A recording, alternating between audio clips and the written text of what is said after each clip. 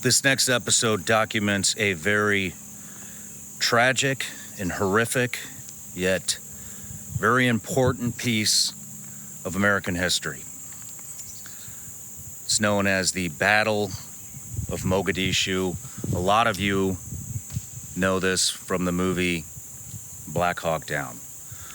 This episode is going to be broken up into 3 different portions. The Black Hawk Down Battle of Mogadishu portion will be released tomorrow, October 3rd, on the 30th anniversary. I can't believe it's been 30 years. The 30th anniversary of the Battle of Mogadishu. And this is this individual's last time that he's going to give his full testimony on everything he's witnessed during that event. And it's a real honor for me to be able to do that. And like I said, this episode's broken up into 3 different portions. We start with his career at Delta, which you'll hear today. Tomorrow, it will be all about the Battle of Mogadishu, Black Hawk Down. And the day after that, we will wrap up his career at Delta, meet his beautiful bride, and talk about his transition and what helped him reintegrate into civilian life. Ladies and gentlemen, without further ado, please welcome retired Delta operator Tom Satterly to the Shawn Ryan Show. Please like, comment, and subscribe to the channel. Head over to Apple and Spotify podcasts. Leave us a review. Tell us how we're doing. And as you already know, there are thousands of reels for download for free in the description. You can use them, get creative with them, make money off of them, put it on all your social media channels. All we ask, just tag the Shawn Ryan Show and give us a little credit. We love you all. Enjoy the episode. God bless America.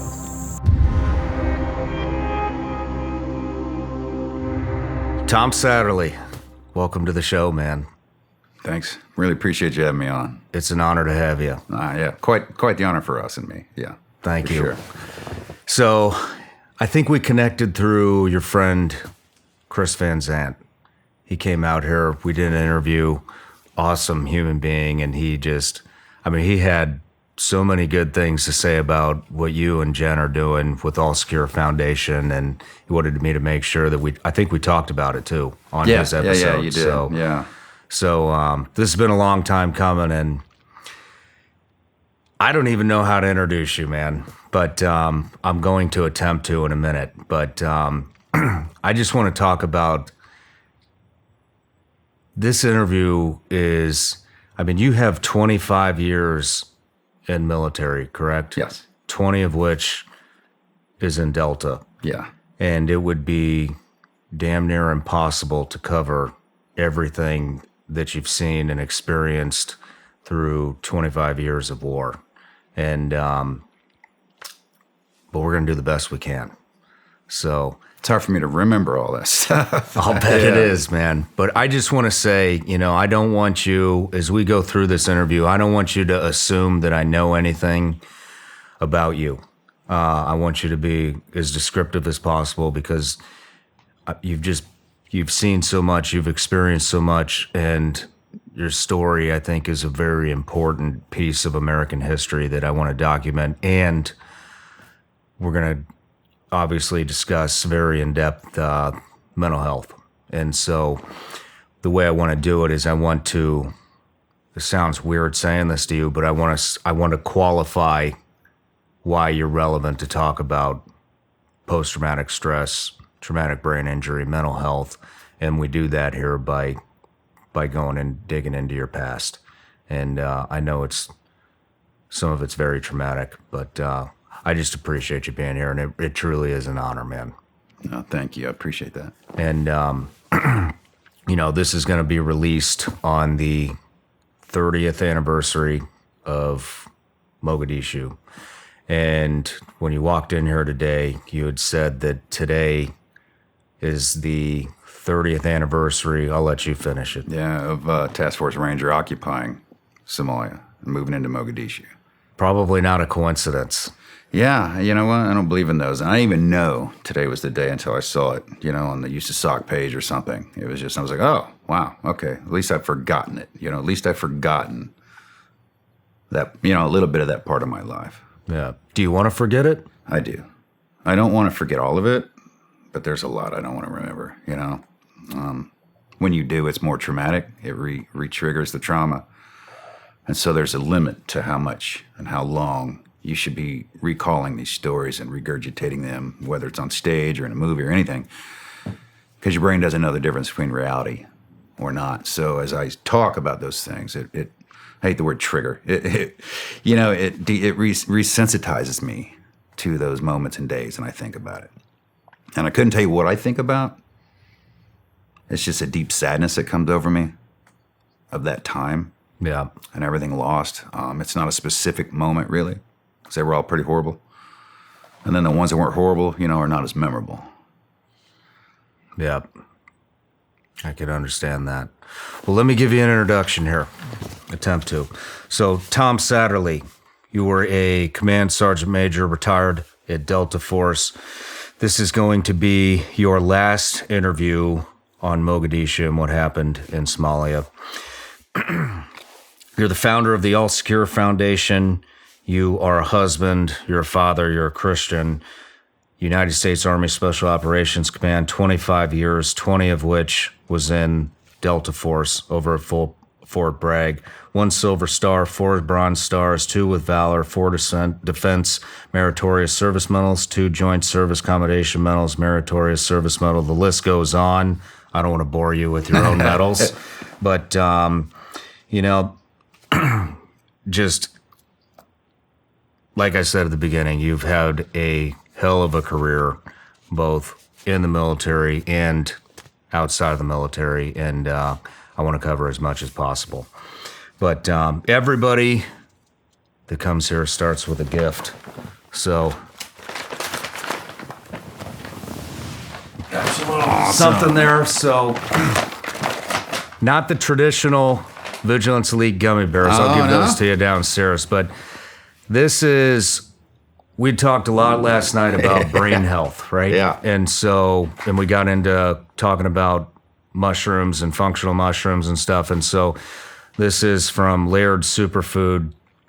And that's a creamer. There's also a coffee in there, and there's a functional mushroom blend. And so it's a functional mushroom coffee. Nice. It's a functional it's called Performance Mushrooms. You can put that in with your coffee, and then that's a creamer, which also has, you guessed it, Performance Mushroom blend. So, but it's super good for your brain. It helps with cognition, focus, energy balance, all that stuff. So, can I just take it all at once? Well, if you want to, but test it out, see if you like it. Yeah, that's awesome. I appreciate this. My pleasure. This is cool. I love brain health and work, man, because I need it a lot, Yeah. Yeah, a lot of us do. But I kind of mentioned at the beginning, we definitely want to hit on mental health. And so I thought it would be good. Usually we wait till the very end for that, but with what you're doing with All Secure Foundation and everything that you stand for post-service, you have a chapter in your book that is a very good description of post-traumatic stress. And so I was hoping before we actually start and get into your story that you could kind of talk about post-traumatic stress like you did in the chapter of that book. Yeah, I'll give it my best to do it like I did in the chapter. To me now, and I end up telling stories like from back then and to now because they're two different perspectives in my life now. And I see that. Post-traumatic stress is that thing that we try to get those who, it's a biological change in your body from a traumatic experience. And so many warfighters just think that I've trained through this. I've been trained for this. I'm good with this. I don't have post-traumatic stress. And our mission is to teach them that you've been trained to go to war. You haven't been trained to come home from war. You have no idea how to do that. And the repetition built up over the years of muscle memory doing the same thing, being rewarded for violence and aggression. And then you come home feeling like a god. You move into your house again and you take over the family. And if you're retired or done with your job, you kind of present that to them. You don't just change who you are when you come home. It took you 10, 15, 20 years to get that way. You're not going to change back. You're going to have to put in a lot of work. And you can't out-commando it, I tell people. No matter how badass you are, you can't just stop this from happening. It's biological. And you can't tell me it didn't happen to you. You just can't tell me that. You have civilians that see something on TV, they get post-traumatic stress. You get in a car wreck, you get post-traumatic stress. And that biological change or traumatic brain injury, the same thing, creates suicidal ideation. It creates the whole I'm nobody, and the depression sets in. And then you start beating yourself up. And then you start feeling like I'm the only one that feels this way. And that's more isolation and less telling of your story to people. And then you start thinking, well, nobody understands me anymore. Nobody gets me. No one will ever get me. That takes you down the path of suicide and suicidal thoughts and ideation, which we found out that the percentages of personnel with suicidal ideation is pretty high. And the higher up levels of units that you go is daily. Talking to all the veterans in active duty that we've talked to, can be daily. I want to run my car into the bridge. Just when you're angry, ending that argument, ending that feeling is what pops up into your head. And so then we move into secondary post-traumatic stress. A lot of people don't even know about secondary post-traumatic stress. We call it the eggshell syndrome, where when I go home or somebody goes home and they're behaving like they behave, they're giving directions like they do at work, and they're acting like everything that happens is going to be life or death. That's because your brain doesn't know any different. Your brain knows chaos, something out of order, means death, possibly. So just because it's the kid putting the dishes and leaving it in the sink, to you, that's chaos. To you, that's wrong. That can't be right. And the reason it can't be, it's got to be corrected is because we could die if not. And that's what your brain thinks. So it takes years of therapy, years of coaching, and starting with the thing that affects you most, I believe. When I started getting help with post-traumatic stress, it was like a transcendental meditation. One of those. I went to anger management first, and then Jen was like, you should try transcendental meditation. What is that again? Transcendental meditation. Transcendental meditation. Yes, basically more meditation to me. I didn't know any difference. And I was like, sure, I'll try that. I was flirting with her. I wanted to marry her. And it was one of those things. I'll do anything to not be a rude person. And so I started transcendental meditation, which was a bit, at the time, woo-woo for me. It was like, no, that doesn't work, but I'll do it for her. And I went in there sitting in front of this doctor, and he's talking to me, and he's like, okay, and snaps his fingers, whatever it was. And he continued to talk, and I was doing my thing, and I just came back to him. I'm like, what happened? What just happened? How long has it been? He was like, 20, 25 minutes. I'm like, you're kidding me. Your guy was like barking like a chicken or something, like clucking and flapping around. He's like, no, you were just relaxing. And we were talking. So that started it. That started my belief that you could do things. And so I just kept going to change. You were talking in meditation? Apparently, yeah. About? Under my breath. He didn't really tell me. He goes, you were just venting, and I don't know if he could hear what I was saying, but it was one of those just, I don't even remember a lot of it. It was like I woke up from a sleep. Interesting. But I was just staring at him like I'm staring at you. We were closer, and then I was like, what happened? Because I knew it was some time. It's like you were just resting. Then you find out that traumatic response, being biological, causes your body to twitch and shake, and that's your body releasing that trauma that is stored up over the years. So post-traumatic stress is biological. It's something everybody gets when they see a traumatic event, and it takes effort to get out of that, depending on the repetitive traumatic events, and then stacked on top of each other, and then your fight, flight, or freeze never turns off. So you're always in fight mode. And you have to work to reset that. You have to work behavioral change to reset and change how you behave as a human, because you've grown used to that over so many years. And the secondary post-traumatic stress is when I come home and bring it and throw it over the family. Everyone has to walk around, and we call it eggshell syndrome, where there's like, all right, I change who I am so you don't become who you become. And so I'm no longer who I am as a spouse. I've become different just to cater to this issue that came home. And spouses don't even know they do that until you bring it up. And then they have that awakening of, oh, I have changed who I am. I have become somebody different. maybe I should work on that. And then that can be the cause of people growing apart. You're no longer who you were when you met. Interesting. That's a great explanation. And now the secondary PTSD I've not heard of until you guys were talking about it last night. So thank you for enlightening me. No one does everywhere we go. You know, we're to the point of we think. We've been doing this for 8 years, and we think people know what's going on every time we go to speak at military bases or anywhere.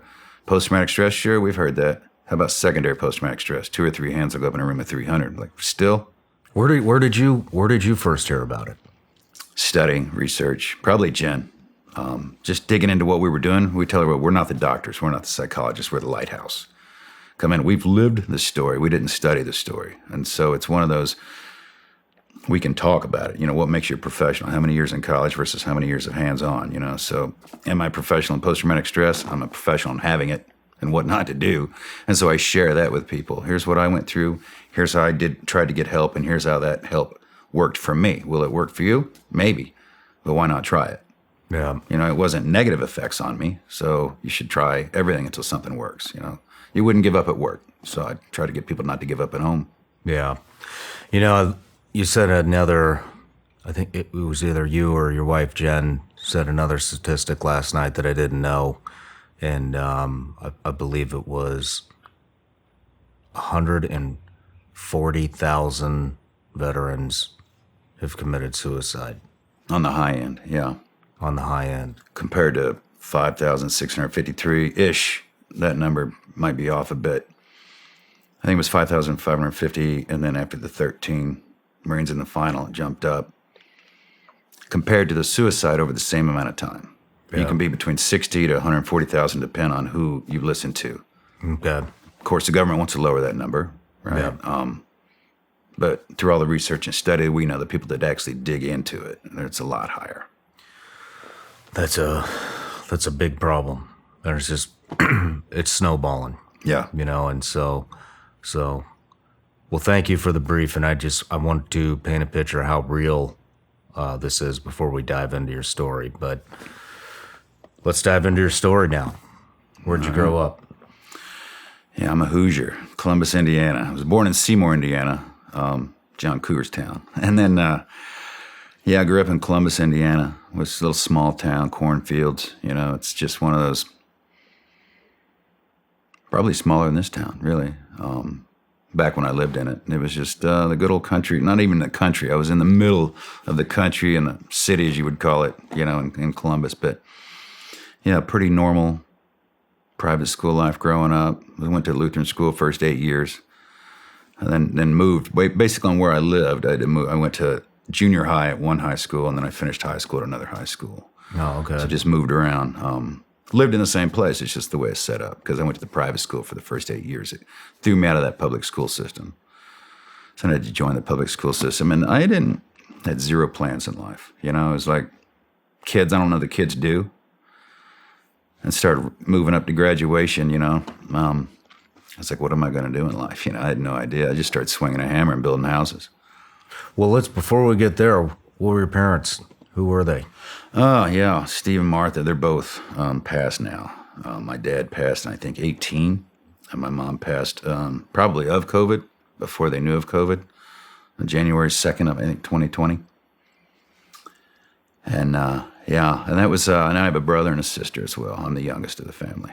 Were you close with them? Try to be. You know, I spent 25 years away from my entire family. So, and they pretty much lived in the same area their whole lives. So they grew up visiting each other and seeing each other and still hanging out and growing old together, really, as a family. And I was gone. I'm the guy that came home and visited at Christmas, maybe every 2 or 3 years for 2 or 3 days. Told stories, and I'm still alive, you know, and then back. We communicated, and we were close. We were always close, but via phone, letters, you know, communication. How about growing up? Yeah, my mom worked all the time. She went to school all the time. She went to school all the time and worked. My dad worked all the times to help fill in that void for her going to school. And that was just, I think, a childhood event for her that created her to love the attention she got for good grades that she didn't get at home in her family. So that carried into her adult life of going to school all the time for that confirmation of I'm somebody. My dad was a guy that would just support her. They met very, very young, 16 maybe or younger. I mean, his whole life, and both of them were only with each other their entire lives. Wow, you don't hear that very often. No, and they had us all very young too. So I can imagine the struggles my parents went through growing up to raise us as kids. I look back on that now as an older person. It's an older person. And I'm so grateful, for what they did and what they taught us. What did your dad do? He was a tool and die maker. So he, whatever that means, he'd make small parts at machine shops for engines and things for Cummins Engine Company. Okay. Where they make, I think, a lot of the Cummins diesel engines in Columbus, Indiana. So he would make the smaller parts for that they needed. And that's pretty much what he did his whole life. What were you into as a kid? Running around and getting in trouble, and playing army in the woods, shooting each other with BB guns and bottle rockets through the downspouts of your gutters and stuff, trying to get more distance. And it went from the little army guys and blowing them up with firecrackers on the hill to each other with BB guns and don't pop it up too much, and then shooting bottle rockets at each other just to have fun. We had an empty lot next to our house. And it was just grown over in weeds and grass and trees, and we mowed like a path through it, so you couldn't see straight in. And then we cut out a circle in the middle and put a tent up, and that's where we'd spend all summer, just in that tent. And in the day we'd run around, and at night we'd run around even more. Just parents would just let us go. I was the third, like I said, so they had done it by then. They knew I wasn't going to die, and they knew I wasn't going to break it. I might break it, but I still wasn't going to die. And so they had settled down as the third kid. They're like, yeah, go off and have fun. You'll come back one day. So that was pretty good. Sports? Yeah. Yeah, I ran track and played football. I started out doing the speed thing, like, oh, you're going to be fast. Tried to get me to a high jump. I'm 5'10". I think 6 foot was the highest I could high jump. I was like, that's the limit. And you got people high jumping way higher than that. So they moved me to the 110 high hurdles and the 330 low hurdles. And so I ran the hurdle race for a while, and it was killing me. I had short legs, I made it to regionals one time, but I was the only 5'10" guy there running that race, Yeah. And I'm running with the dudes who knock every one of them over and still win, and I'm just trying to hop up and over these things as I run. Like, well, you're kind of stronger long distance, so let's do the 1 mile, the 2 mile, and then I moved into cross country. And then I played football. But, I wasn't very good at football. Yeah. I think I made one touchdown in my life, and it was probably an accident. And I was a guy that was a good defensive guy, right? I could block a punt or I could tackle, somebody pretty good. But it was one of those, there comes the ball as a wide receiver. And I'm like, I don't know what to do with that thing when it gets here. And that whole mindset of, I'm going to drop it, and telling yourself you're going to drop the ball. And, of course, I dropped the ball. So I sat on the sidelines a lot. I gave basketball a try for a bit. What kind of trouble did you get in as a kid? Things like jumping, swimming in the river, jumping off the waterfall that I wasn't supposed to do because people drown there every now and then, climbing on top of empty houses and jumping off. And then we would run around and take somebody's Volkswagen in their driveway and turn it sideways, pick it up with a couple of friends and turn it sideways so they couldn't back it out without doing a 100-point turn, things like that. Just kid fun, cornering cars and just being ornery. Yeah. Those little drink cups off the golf course that look like cones. Yeah. Would take a bunch of paper ones and line them in the street like that at night, and the cars would come up and see them. And then realize they're paper, not spikes. We're like, I'm going to throw sand at them and take off running. Did that to a cop once. Didn't realize it was a cop. Immediately, and lights on us as we run up through the golf course trying to get away. Terrifying moment, but we kept going back. But nothing serious, no arrests, no gang activity, nothing like that. Nothing. Small town. Did anyone in their family have any interest in the military? Or my brother joined as a junior, and he went to basic training in between junior and senior year in high school. And when he was in senior year, I was a freshman or a sophomore, and I made fun of him. He came back, he had the haircut, he was all Army, ready to roll, and I made fun of him. You idiot, you're joining the military, you joined the Army, you're so stupid, I'm going to go to college, and had no idea.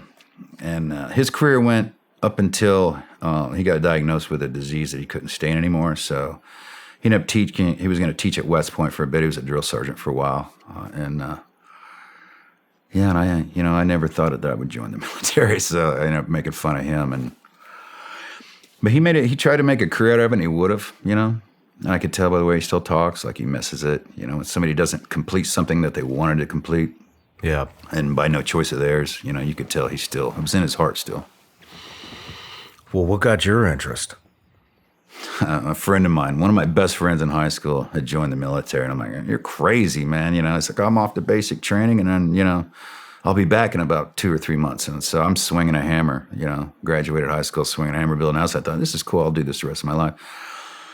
And then he came back from basic training, and we were on our way to a John Cougar concert, driving in the car, and he's telling me all about basic training, and he's going to Germany, and he's going to have a good time, and getting out of Columbus. And I thought, man, I'll never leave this town if I don't make this jump right now. And he kind of just gave me that boost. And that was like an hour and a half drive at the most. That kind of changed my life of, I'm going to do this on a whim. I'm going to go in for 4 years, get some college money, get out and do some college, finish college, really. Parents just started covering college. And college to me was a party, so they didn't work out. And so when he had that idea of he was going to Germany, I thought, man, I can get out of the country. I can go visit something for free. I just got to go through a couple of months of whatever. That sounds great. And he's alive, so it can't be too bad. And so in that hour and a half drive, I decided I joined up there. I went to the MEP station and signed up that was probably late summer of 85, and I ended up coming in February 86. You got to be kidding me. So you joined just to get the hell out of Columbus, Indiana. Yeah. That's it. That's go it. maybe to Germany and Get have a good time. $3,500 or whatever they were going to give me for college back in the day. You give us $1,200, we'll give you $12,000 or whatever it was, which I've never used. So I want my money back. But yeah, it was on a whim. It sounded good. And I had no plans to do more than 4 years. And I probably thought I'd do as little as possible while I was in. I had no idea what I was getting into. Wow. And that turned into a 25-year career, 20 of which at Delta. Yeah. I think I blinked and I was like, what happened? What happened, I wasn't expecting that.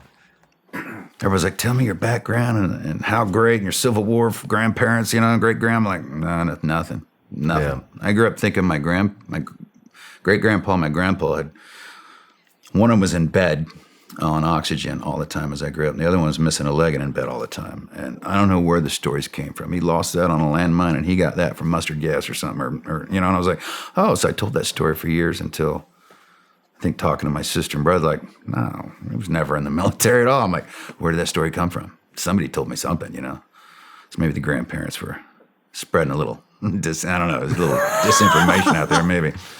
But I never considered it until that drive up. Wow. So, well, what did you join to do in the military? I was going to be a medic. Did you look at all the branches? No. I walked into the recruiting station. Whoever jumped up and grabbed me, he was in the Army, so I think I was heading towards the Army. Like, hey, we'll be stationed together. I'll put in for Germany. And I got in there, and it was, hey, what do you want to do? I want to be a medic. My mom was, studying to be a doctor. She was going to school to do that, and she ended up running hospitals administratively as a nurse. And I thought, I'll get into medical fields, and this will be the best way to become a doctor. I'll be a medic in the Army. And they talked me out of that. Like, do you like to blow stuff up? Like, that'd be great. You like to build things? I go, yeah. He goes, how about combat engineer? I said, that sounds cool, right? I know now they needed to fill a quota, right? They steer you towards what they need the most. Yeah. So, yeah, I signed up to be a combat engineer. And it was my first visit to St. Louis, or to Missouri, Fort Leonard Wood, Missouri. I like to call it Fort Lost in the Woods. It was just, I remember being a tick-filled environment, heat, humidity, ticks, and drill sergeants that just chewed your ass every second of the day. Oh, you went through basic in Missouri? Yeah. Interesting. Basic and OSA and one station unit training, so I never left Missouri. After basic, some people packed up and went to another post to learn their craft. What year is this? This is 86. 86?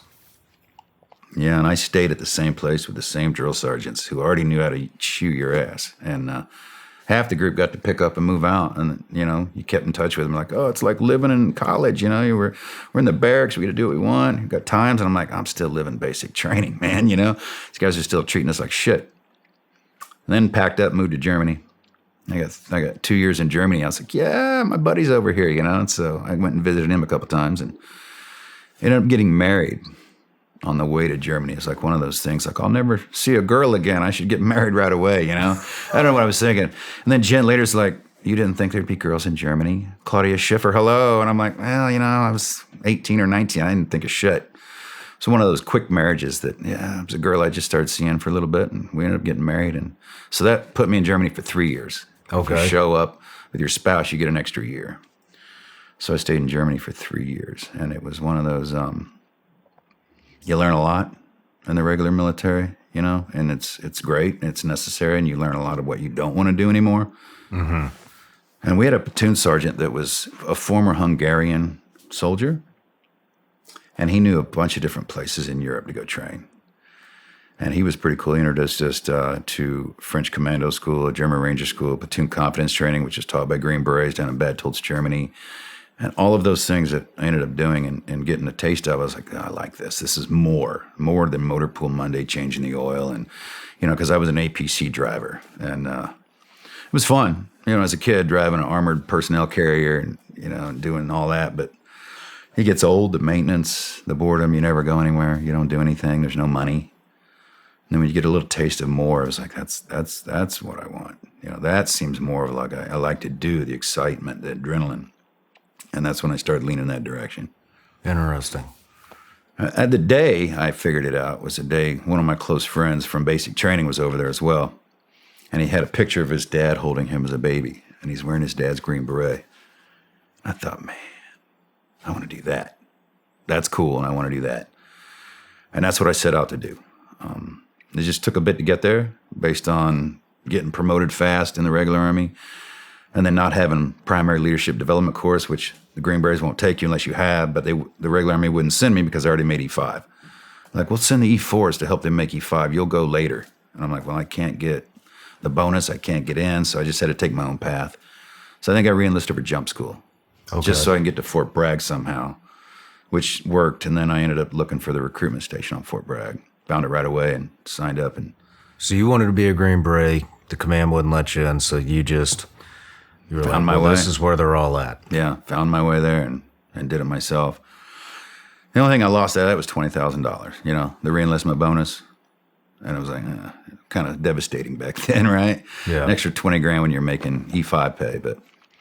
Well, what was the re-enlistment for? It would have been re-enlisting for the Green Berets. They let you, they knew you were They going? would have let me, okay. But I didn't have that school, so that was the one thing holding me back. Gotcha. The regular Army wouldn't send me there. So I just re-enlisted for jump school. Okay. I got jump school, and then that sent me to Fort Bragg. Gotcha. And that's where I started humping it and looking around for the recruitment station. How'd that go? It's pretty good. Went in there, and I mean, it was kind of easy, and it took a little time. And they're like, all right, SFAS date, you know, right here. And then SFAS was a nightmare in itself. You know, it was one of those introduction to a selection process. I remember I was being terrified the night before I went. It was one of those laying in the bathtub with a sick stomach, like, what have I done? You know, what's going to happen? Your mind's going crazy. Like, they're going to kill me. They're going to stomp me. I won't be able to make it. You know, I'll never do it. And I went and tried it, and it was kind of fun. You know, it was a nightmare, but it was kind of fun being tested like that and then passing each hurdle, you know, feeling a little bit better about yourself each time. And it just gave me a taste of I want more, you know, I want more of this. And after you still wanted more. Yeah. It was addicting.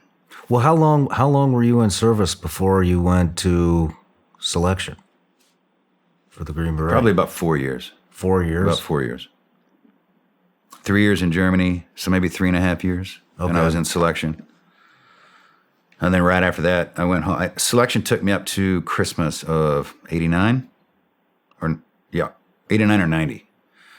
And then I had a little break over Christmas, and that was when Panama happened. So that year, I went back home on vacation, and Panama happened. I'm like, I'm missing a war, you know, I'm missing a war. And you feel like, oh, I didn't get to test my mettle. I came out, airborne unit goes down to Panama, and I'm like, I missed it. And so I started the Q course early the next year, did the 6 month there. And then moved into language school for Persian Farsi. And no, I don't speak it. It was one of those 4 months of sitting there listening to some guy say some words. I'm like, man, this is not happening. This is not going to happen. You know, trying as hard as I could. One guy in class was doing his homework in like Cyrillic. I'm like, well, that's the guy you need. You know, I wanted to learn Spanish or something. You know, they were like Persian, Farsi. I'm like, that means fifth group, doesn't it? Middle East. You know, I was thinking seventh group, South America, something. You know, and back then you have your ideas of what's cool and what's not, based on no information. And to me, seventh group seemed cool. Fifth group, like, oh, Middle East. Little did we know, right? Because I got to fifth group as they were deploying to the first Gulf War. And as soon as I landed at fifth group, they all took off. And I stayed back because I had a selection date for the unit. And that makes you non-deployable. I'm like, number 2, right? I'm freaking out. Number 2 I just missed. I'll never go to war. I'll never get to go to war. So how long were you a Green Beret before you went to selection for Delta? 2 months. That's it? Yeah. 2 months. I was in language school, and I had there was 2 unit guys that were going through the Q course with me to change their MOS. Because when you're in the unit, you still get promoted based off your job title. Do you get promoted faster? Yeah, probably. You know, you pull your secret file over here, and that makes everybody interested. Like, a secret file, put him on top. You know, he's secret. And so it helps you, but they needed to change their MOS because they're competing with the same people of their jobs. So they went to the Q course to hope to get promoted quicker. And that's when I met them, but I didn't know where they came from. They never told you, you know. And I was in language school, and they popped over at lunch break one day and like, hey, you need to call this number. You know, we think you have what it takes. We watched you in the Q course. We work over here. Do you think that'll be cool? You know, we're both from Delta. And I was like, is it better than this? You know, is it cool? Like, yeah, yo, it's real cool. I'm like, well, then I want that, you know? And he's like, call this number. And I was like, okay. And I put it in my pocket. He goes, call it now. I'm like, what? He goes, call it now. It's recruiters who just set up a time to come give me a PT test and psychological evaluations before they accept you. And so that started that process of doing that. I'd only been introduced to the unit one other time. I was in Germany, and they had a recruiting briefing in the movie theater in Vilflick in Germany. And it was free 5s and above, and I was in E4 at the time. So I was probably in a year. And I snuck into the briefing anyway, and I sat down, and there was a guy in a bad suit down in the front, you know, with one of those little circular projectors where the picture pops up and goes in. You know, I don't even know what they're called anymore. And he's got it on a screen in the movie theater, and he's just standing there. And it's a full arena, you know, and hits the little button, and it pops up, and it's just a shitty picture of the Earth, planet Earth. He goes, this is our training area, and then clicks it back off. Any questions? And I was like, I want that, right? I thought that back then. I go, I need that. And then somebody raises their hand. It's like, do you get more pay in Delta? He goes, if you're worried about money, we don't fucking want you. I'm like, I gotta have that. Hey, can you grow your hair long in Delta? If that's all you're worried about, we don't fucking want you. And I'm like, I love that dude, right? I love that dude. He's calling people out on their dumb shit. And you don't do that as much, you know? And the regular forces, it's just, you just don't do that. You don't call anybody out. He's calling people out. I'm like, man, he's saying it like it is. You know, he said, I don't fucking want you. Matter of fact, I don't even want to be here. He said, they make me come do this. And I was like, I got to work there. And then I forgot about it, you know, and then I saw the Green Beret picture. I'm like, oh, that's what I want. And so when they said, yeah, we came from Delta, and we think you have what it takes to go to selection, not to be in the unit, but to go to selection. You know, they're very, very clear about that. It's like, all right. You know, I'm still young. I'm like, sure. Did you ask them what they saw in you that No, they thought you would make didn't a even fit? think of it.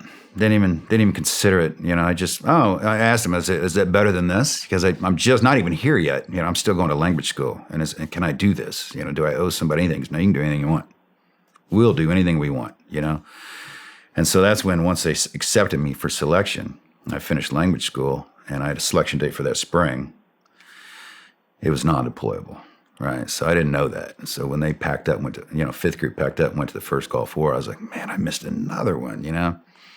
And so I'm back there with the Sergeant Major, one of the Sergeant Majors, and he's like, I heard you're going to Delta. You're trying selection. I go, yeah, I'm going to try. He's like, if you don't make it, you're going to group engineers, and you're going to be painting no parking signs your whole career. And I was like, oh, shit. They don't want to lose people to Delta. And if I don't make it, I'm screwed, man. I'm screwed. I'll never have a career here now. He saw me like a month and a half later, and I was already painting you curbed yellow and whatnot just because there was nothing else to do. And he'd come up and he's like, I told you wouldn't make it. I told you you'd be in group engineer the whole time painting parking signs and whatnot. And I said, well, you did say that, Sergeant Major, but you're wrong. I did make it, and I'm only doing this until I leave here. And I think I left in like a week and a half. Packed up, went to selection. And they were coming back. And when they landed, they were like, hey, who are you? And I'm like, don't worry about it. Out the door, man. Like, where'd you go? I was like, in 2nd Battalion, man. I ended up spending all your funds for the year end, by the way, and I bought you a bunch of shit, but I got to go. They're like, hey, the end of year funds, you got to spend or you lose it.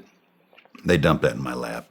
So I just bought a bunch of computers for those guys. I had no idea what to buy, Yeah. I was nobody there, so I just spent all their money and then left. What was selection like? SFAS or unit? The unit. I compare the two. The unit was all individual. It was all self-imposed stress, self-induced. They didn't talk to you. You get all your instructions from the chalkboard. The only thing they would talk to you about was take your instructions from the chalkboard. Or do you need to see a medic? It was one of those things like, no, and I'll go see the chalkboard. And, they treat you fair. They treat you right. They feed you well. They teach you everything you could need to know. You could go to selection and not know anything.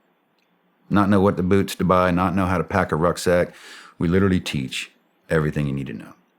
How to read a map from one over the world all the way down to, a 1 meter grid zone, And now that's a class just to with your head, right? Mm-hmm. It's like a 6-hour class that you have to memorize to teach. So every class has to be memorized and taught exactly as memorized. And so whoever gets that class, the one over the world, it's just, we know that's the nightmare guy. He's going to study for 2 months to give that thing verbatim and word for word. And you have to practice in front of the selection sergeant major before the students come. And that's a nightmare. But selection was just an individual assessment of your stress and your decision-making while under stress. And land nav is one of those, under time, is one of those things that creates stress on you. That competition against yourself, against the clock when you don't know the time standards. It's just your next RV is. Your next RV is, and you think you got it down. You're like, yesterday was 2, today was 3, tomorrow will be 4, and then tomorrow's 5. And you're like, oh, it throws you off. You get to the 4th one, you're like, that was a 5th one? Oh, a 6th one? You're like, and they throw you off, and they just keep adding weight. They keep adding distances. And you just keep dropping people. And you don't know who you drop. When you move into selection from admin, or there's an admin phase, an instructional phase, and then the field phase, the stress phase. And the instructional phase is the instructors are talking to you. They're taking you around, showing you land nav. This is a hilltop. That's a saddle. Here's how you do a resection, intersection. And everything. And you're walking, they're giving you tips. They're showing you drink water while you're walking so you don't stop. You jog down hills, you walk uphill, you rest while walking. Just everything that you could ever want to know about how to walk up a mountain day after day after day with a 100-pound ruck on your back. And then when you get the meal with the steak and lobster that night, it's about to change, and you get up the next morning and they issue you that orange rifle with no sling on it, saying if you lose this rifle, you're done. And a lot of guys would set it down on a tree, plot their map, and take off because you didn't have the rifle for the first 2.5 weeks. As soon as you go to selection, here you go. You get that orange rifle that doesn't do anything. And so many people just set it down and forgot, have it, and take off. Where's all your equipment? What were your instructions about reporting into an RV? And you're like, what? Here's where I'm at. Here's where I came from. What were your instructions? Pull them out and read them. All right, you pull them out and read them. Report this and that. Here's how you do it, and report them with all your equipment. Because where's your weapon? Your face just explodes, and you turn around. You have to go however many miles back to go get your weapon before you can check into that RV, which digs into your time, which ends up cutting you out of the process. Yeah. So it's just additional weight, additional miles each day up until the long walk in the end, and it's at your heaviest weight. At your least amount of strength remaining, and you do the 40-mile hike. And then you go through the process of the shrinks grilling you in the board process. Before we get there, how long, this is early on, how long had Delta even been around by the time you went to selection? 70, 77? I'll get murdered for this. Only about 10 years. Yeah. Maybe a little bit more. Yeah. Yeah. Yeah. And they still do that today, from what I understand. They do. So They similar. haven't changed selection since it started, minus two things that I know of. They moved the swim test to the end of OTC because it's a learned skill. But they originally put it into selection because you have to cross streams. And one person had drowned crossing streams. So they either, I don't know if they added it then or it had always been there, but they kept it there and then they realized, well, it's a teachable skill, so we'll do it at the end of OTC. If you can't swim by the end of OTC, then you're out. And then they removed one of the RV points that the only difference was the elevation's all the same, but there's two different lanes sometimes. And this lane went up top of the hill, which I was in that lane. And when you get to the top, there's a guy in a tuxedo sitting at the table with a candelabra and a steak dinner from the night before playing opera music. And you're like looking at it like, okay, is this the right place? You know, am I here? Like, come on over. And I check in and you leave. But the other lane didn't see that. They just had a regular RV. So they took that out saying it wasn't fair. It might have altered something, but they're always trying to be fair.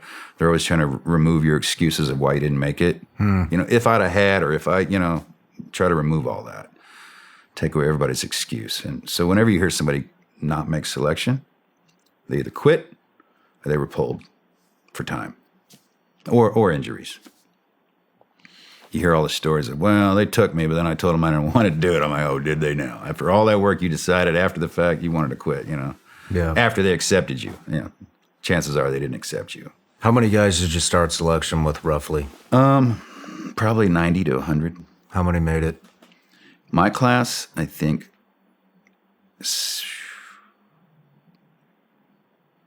maybe 16. That's it? Maybe. They've had class with one guy made it.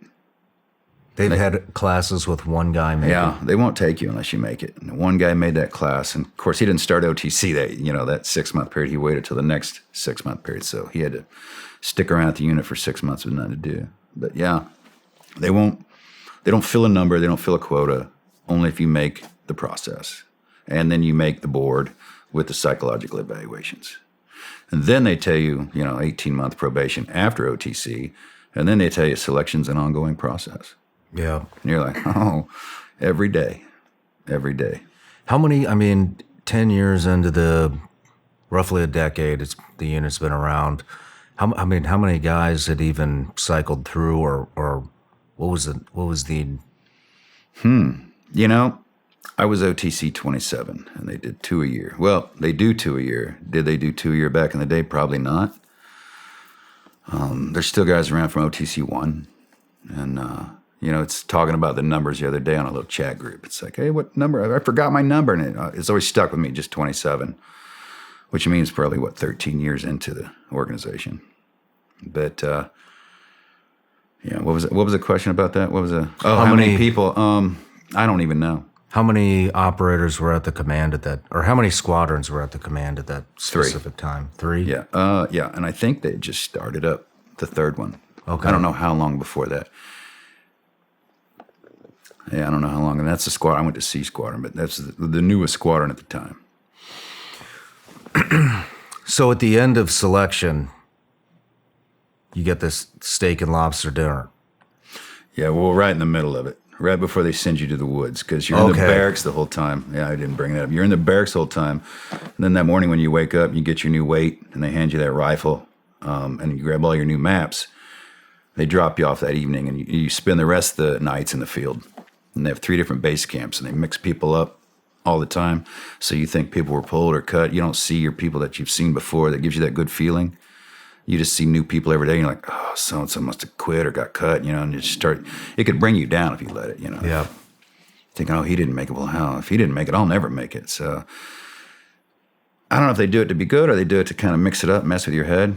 I'm sure it's all thought through. But there's only a few people that know those numbers, that know the timelines, that know at any one time there's only 1 or 2 people that know that process, and they don't ever give it up. I never knew it. We thought we had it. You would figure it out. You'd be listening to the radio as guys roll in, and you're waiting to pick them up in the truck and take them back. And you get to know these guys, over the month that you're with them. And we're all sitting around the radio like, all right, Blue 32's checking in the RV, and they're getting ready to do the time standard if he's going to go to the base camp or to the barracks. Which truck's he going in, the go or no-go truck? Like, oh, this guy's definitely a go. He's been kicking ass the whole time, and he's a Tango Sierra time standard. Move him over to the other truck. And we're like, how's that possible? You know? Another guy, he's a shitbag. He hasn't made anything on time. Roger, he's good to go. Move him on. So whatever that cumulative time is or whatever, it works out in the end, you know? Interesting. It's worked out in the end. Interesting. It's done pretty well over the years. So Yeah, seems like it. So what? How did they let you know that you did pass, that you're going to go to OTC? you sit in front of a board of all the sergeant majors, all the commanders, all the shrinks, unit commander, unit sergeant major, and then whoever else wants to sit in the room to stare at you. And you're in one chair in front of them on a little stage. They just go around the room and grill you and ask you questions. Just, well, what's it like to be an NCO? Or you go on a mission and it's a no-fail mission and you got a 6-man team and, on the way in one guy freaks out and, what do you do? Some guys like, kill him and bury him and continue with the mission. Other guys like, pull the mission, neither of which meet the criteria. So they're looking for that thought process, I'm like, I don't know, I'd mark a digit, leave a guy with him, go continue the mission. If I met minimum force, then come back, pick him up on the way out, like, all right, whatever. But now all the other questions, and then in the end, like, all right, step out in the hall. And then they do their little mind melding of, he's a shitbag or he's good to go, because I've sat on those boards 3 times now, so I know the other side. And then they call you back in, after whatever length of time it takes, and you sit back down in the chair, and then they start looking at you and seeing what happens. And I remember they told me, you're young. You're very, very young. And I remember some of the guys telling me, going through selection, had gone through it before, hey, don't worry if they don't take you. They'll just tell you to go out and get more maturity or grow up or learn some more stuff, then come back. And I'm like, I'm never coming back this far. I'm never doing this again. This is too hard. I don't want to do it again. And so I was terrified I would have to do it again. And if you make it, they don't make you do it all again, right? You do, a shorter road march and an evaluation still. But I didn't know that at the time. I thought, I'm not repeating this. This is hell on earth. He said, but we think you have what it takes. We think you know what it's like to be a leader and an NCO. I was like, that sounds kind of good, but you're so young. You're one of the youngest we brought in if we bring you in. And I was like, this is it. This is that. And I just started dying inside. How old were you? 23. 23. Yeah. And I just sat there, and then one of them's like, yeah, but we think you have what it takes. So welcome to Delta. And I'm like, huh? What? I'm just sitting there. And one of the sergeant majors jump up. We ended up becoming friends down the road. He goes, come on, man, relax now. You said you were 12 Bravo, 12 Bravo 2. I'm like, huh? It's sergeant major. It's like, relax, you're in, you made it, at least for now. And I was like, oh my God. Send me back to the barracks. And there's like 5 people left, maybe in the barracks to go through, because I was one of the in guys. And bank of payphones, and I'm like getting there, dialing home, yeah, I made it. Like, what? I made it. And I hang up, So you don't give up too much. I know they're listening to all these phones, right? Whether they were or not. And, so we ordered pizza. We're like, hey, anybody remember the maps that are close to us? There was like 5 of us left in the barracks. We got on the payphone and we started finding, like, on the maps that we navigated with, there's a town here. Yeah, let's call that town and find for pizza. And we actually had pizza delivered to the barracks, which no one's allowed to be down on that end. There's little road barriers that keep you from driving down there. So I just go past the road barriers and keep on coming. We're the last barracks on the end. They delivered a couple pizzas to us. But I'd already made it, so I didn't care about the other guys, what they thought. But they were all in. So, yeah, and it was just one of those wow moments in your life, And then I guess Who was your first call? My wife. Your wife? Yeah. Did she have any idea what Delta even was? I don't think she gave a shit anyway. It was like, okay, you've been gone a lot. Are you going to stop going to schools now? Because I went to jump school, and then I had to go to PLDC, then SFAS, then the Q course, and then advanced non-commissioned officer course, then language school, then selection. And then I had another 6 months ahead of me. Yeah. She's like, great. Are you home now? And I'm like, sure. For 6 months, I'll be in school. I'll be home every night. And it's not true. It wasn't true at all. Yeah. And so that just kept going, But it was, I should have learned then in one of those fleeting moments of that, I did it, man, oh my God. And the next day it's like, well, what? Now what? No big deal, right? It's everything passes so fast. We're going to take a break here in a second, but I just have one question, and that is, during your interview process, what was What questions stuck out to you the most, if you remember them? It was the one about leaving someone behind. If you had a team and you had a no-fail mission, you had to do the mission. It was. I racked my brain. I was like, there's probably no answer to this one. There's no good answer. And so I just took the middle road. Like, I can't dive all in here. I certainly didn't think about burying the body, killing and burying the body. You know, it was like he was at a stress freak out is what it was. You know, he freaks out. He's just mentally unstable all of a sudden. Mm-hmm. It's funny that I forgot about that now that I'm doing what I do. That's weird. And I just thought, well, I have to leave him there with one other person. And if the minimum force was 4, if they didn't give you all that information, I'd go complete the mission and come back and pick them up on the way out, which is bad tactics to exit the way you came in anyway, but it seemed to work. It wasn't as harsh as burying the dude, but I mean, that's the one I remember. You know, that one and tell me your hardest NCO story.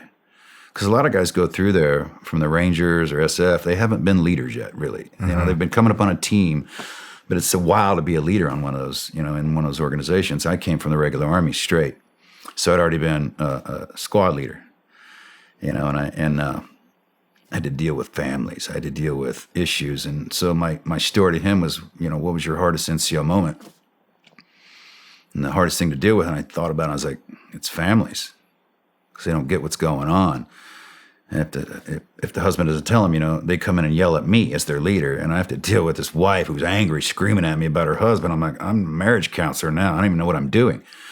You know, and then I'd go talk to the dude. I keep your wife from coming into work, man. I go, I don't want to deal with this shit, you know, and or go home and fix this shit, man. I don't want to deal with that ever again. You know, it was a terrifying moment for me, and she was a big girl too. And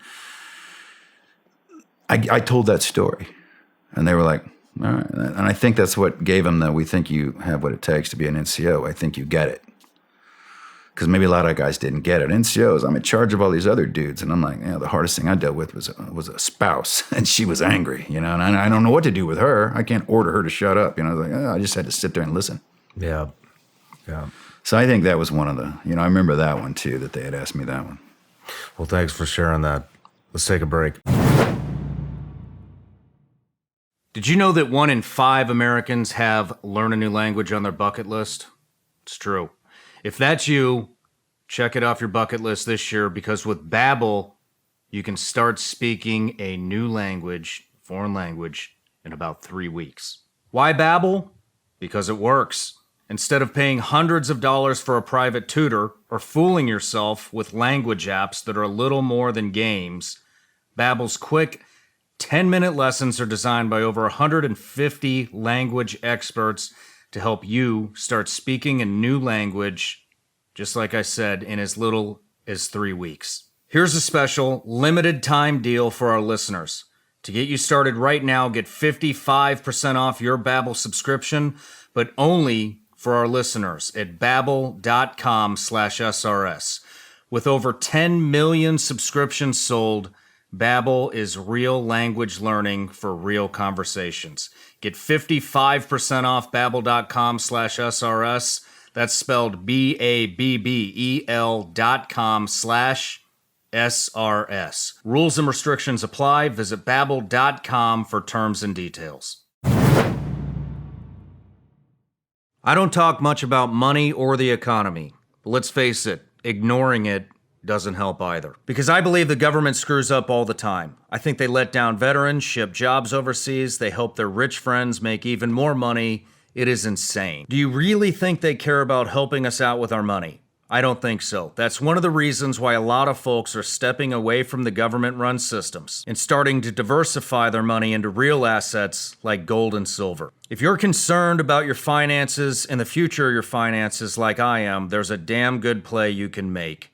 Check out Goldco. Goldco will hook you up with a free 2023 Gold IRA kit. This kit will teach you how to help safeguard your savings with real gold and silver. At the very least, it makes sense to get educated about your options. So get your free kit at goldco.com/Ryan or call 855-936-GOLD. Plus, for qualified orders, they'll send you up to $10,000 in free silver as a bonus while supplies last. Quit waiting around for politicians to rescue your finances. Help take control and handle your business yourself. So go ahead and check out goldco.com/Ryan or call 855-936-GOLD to get your free kit today. Just remember, performance may vary, and always consult with a financial professional before making any investment decisions.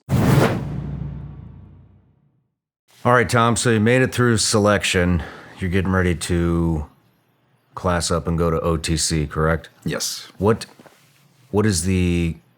How long does it take between finishing selection and classing up for an OTC?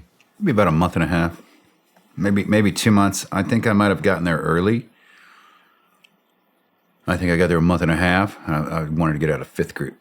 I had to get out quick. And I was there a bit early before they started. And I ended up, they had the memorial court they were changing and altering. They had the landscape coming in there. So I ended up raking a lot of the memorial court and building up some of the berms that are there now. So it was pretty good I got to do that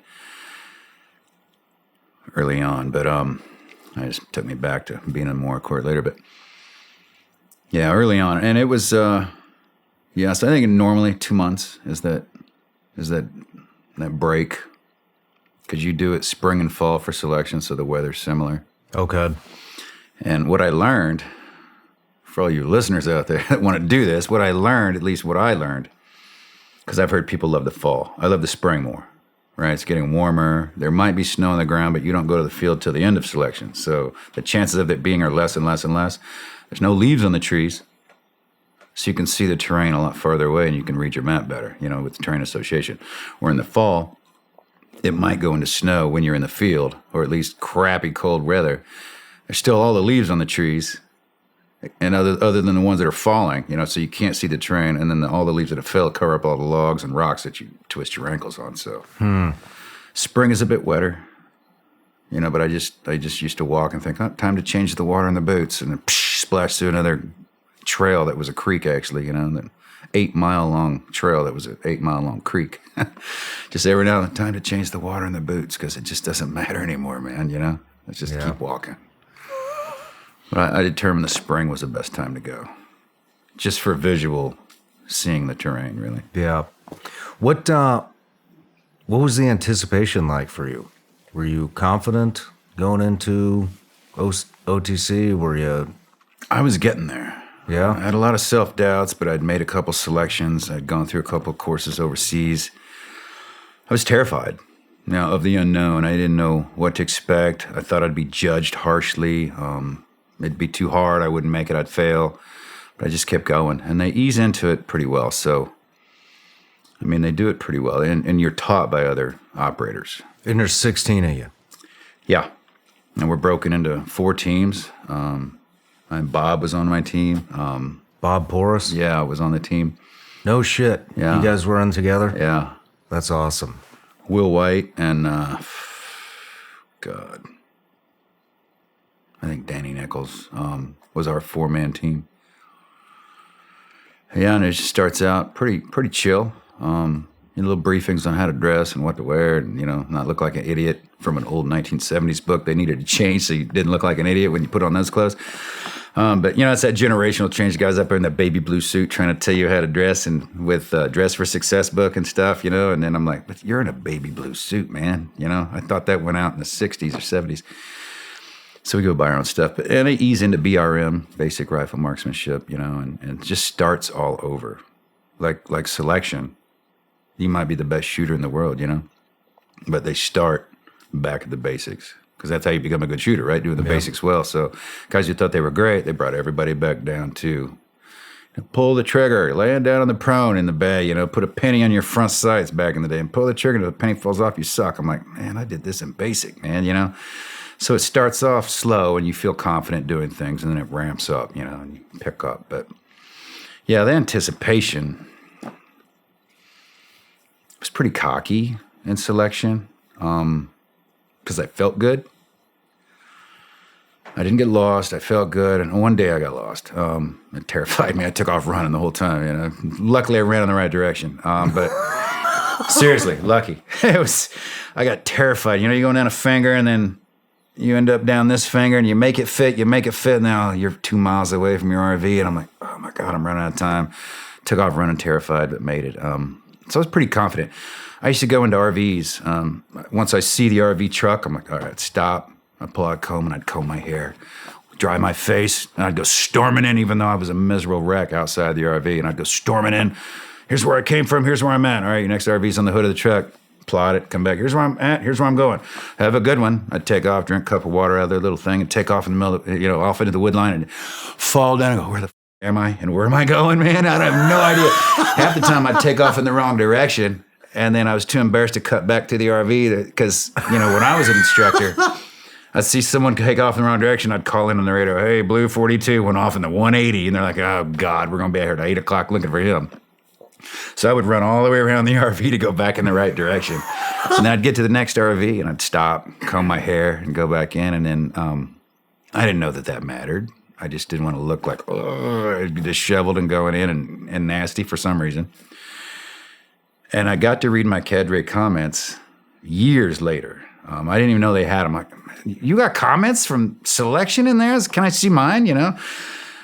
This candidate knows, all capital, he will make this course.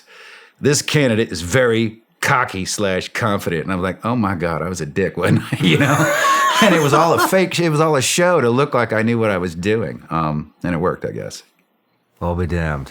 But yeah, I was scared, but I was too cocky at the time. I made selection again. I know everything. And then you realize you don't know shit. But they teach it to you slow enough that it kind of breaks it to you easily, that you don't know anything. How were you treated?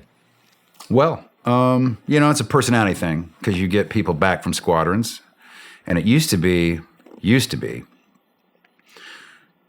back in the days, all people would send the shit. The people they didn't really want or that weren't working out, maybe, they'd send them to be teachers and instructors at places. Mm-hmm.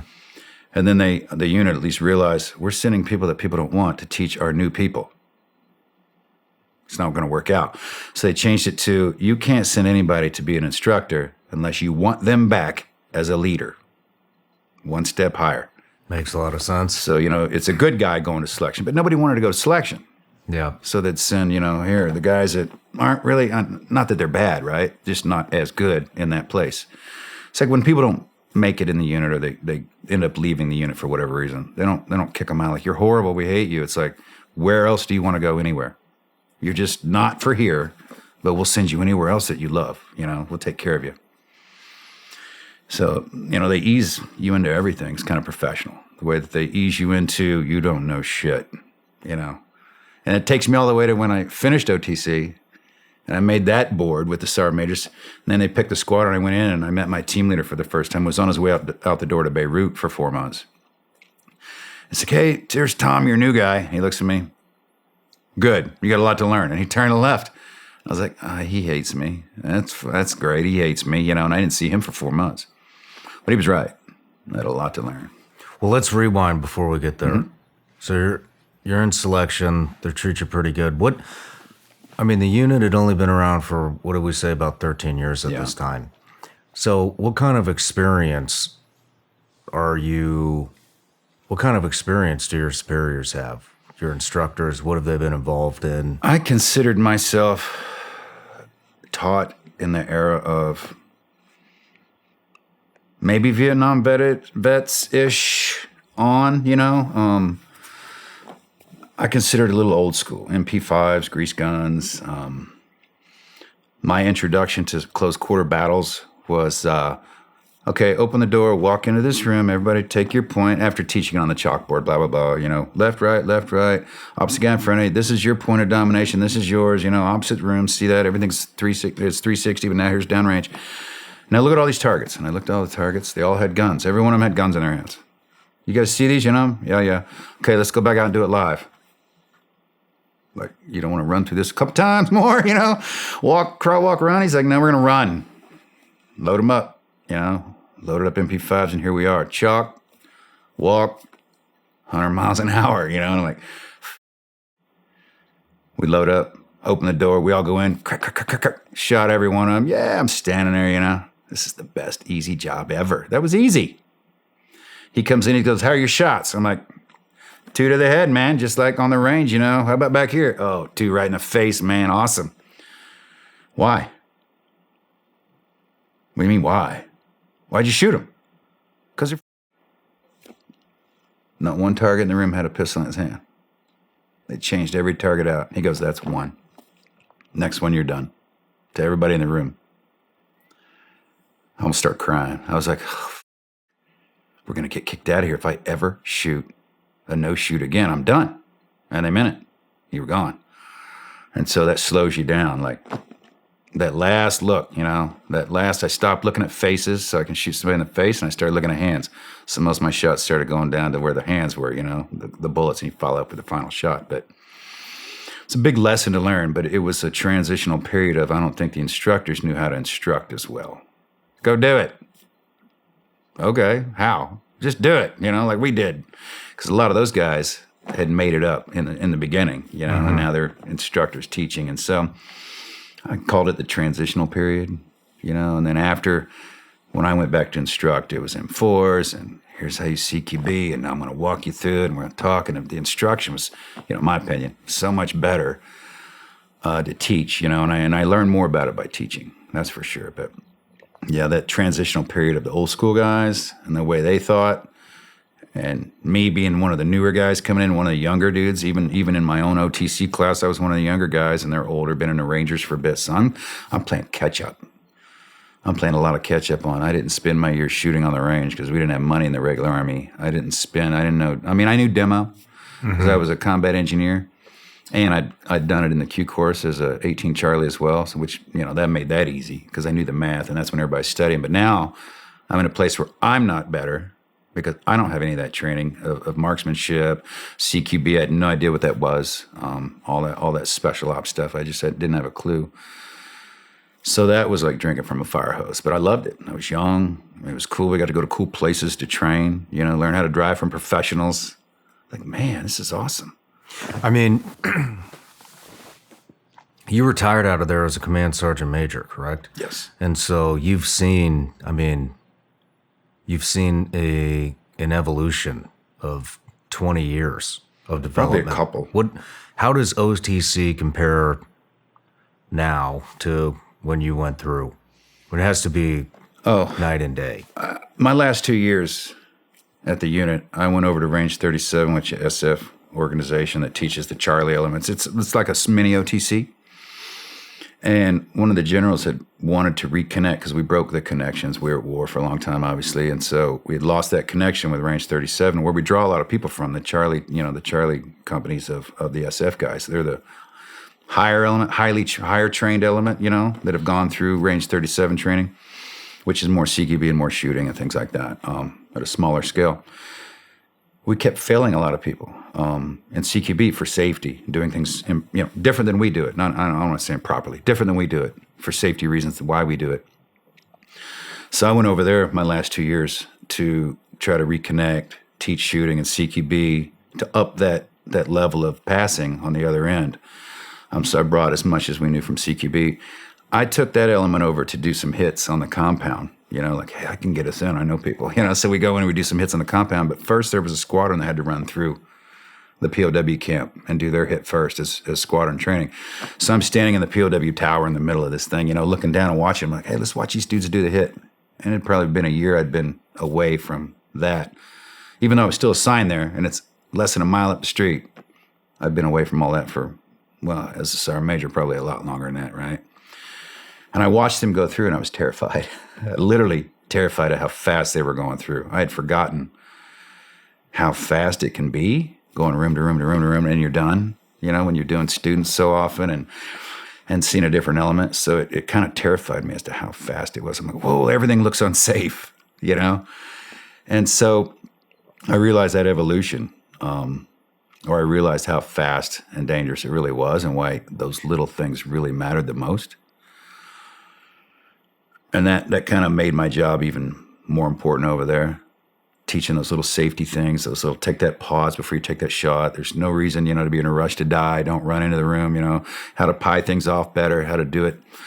Just those little things to make you think differently. Do you have a lot of, with the things that you've been involved in, you have, I don't want to say manipulated, but you have molded the unit into what it is today by all the lessons learned and everything that you've been through. There has to be a tremendous sense of pride that you had that much input, whether you want to believe that Right. or not. I was gonna say, I don't know.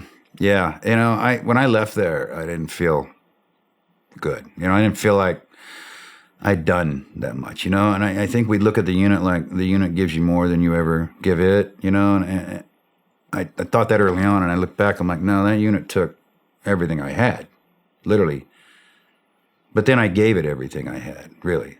That's the honest truth. I gave it everything I had. So it wasn't that the unit took it. I willingly handed my life over and over again to be there. I don't know that I ever thought that I changed anything other than by our actions, like in Somalia, rewrote the book on urban warfare. Why? I don't think we were designed to do that, right? We weren't. We got caught and stuck. And so we didn't really know. We hadn't practiced how to dominate a corner, urban warfare. We just took what we took, stopped where we had wounded.